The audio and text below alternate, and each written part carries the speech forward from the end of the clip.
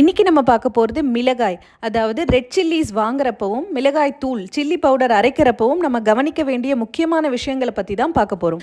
So இந்த red chilli சிவப்பு மிளகாயில் பார்த்தீங்கன்னா இந்த மாதிரி டீகலர்டு மிளகாயை நம்ம நிறைய பார்த்துருப்போம். ஸோ அதாவது சிவப்பு நிறத்திலிருந்து வெளிர் நிறமாக மாறின மிளகாய். ஸோ ஒரு சில மிளகாயில் இந்த மாதிரி டாட்டடாவோ இல்லை பாதி மிளகாய் வந்து டீகலர்டாக இருக்கும், பாதி சிவப்பு கலரில் இருக்கும். ஸோ இந்த மாதிரி மிளகாயை நம்ம கண்டிப்பாக பயன்படுத்தவே கூடாது. ஸோ இந்த சிவப்பு நிறத்தில் இருக்கிற ரெட் சில்லிஸ் எப்படி டீகலர்டாக வெளிர் நிறமாக மாறுது அப்படின்னு பார்த்தீங்கன்னா இதில் ஆஸ்பெர்ஜிலஸ் பாரசைட்டிகஸ் அப்படின்னு சொல்லக்கூடிய ஃபங்கை பூஞ்சை வந்து இன்ஃபெக்ட் பண்ணி அதில் வந்து ஆஃப்லடாக்சின் அப்படின்ற ஒரு டாக்ஸினை ப்ரொடியூஸ் பண்ணுறதுனால தான் ரெட் கலரில் இருக்கிறது பார்த்தீங்கன்னா டீகலர்டாக மாறுது. ஸோ இந்த டீகலராக வெளிர் நிறத்தில் இருக்கிற இந்த மிளகாய்களை நம்ம பயன்படுத்தும் பொழுது இந்த ஆஃப்லடாக்சின் நம்ம பாடிக்கு பல தீங்குகளை விளைவிக்கும். முக்கியமாக நம்மளோட லிவர் அதாவது கல்லீரலை பாதிக்கும்.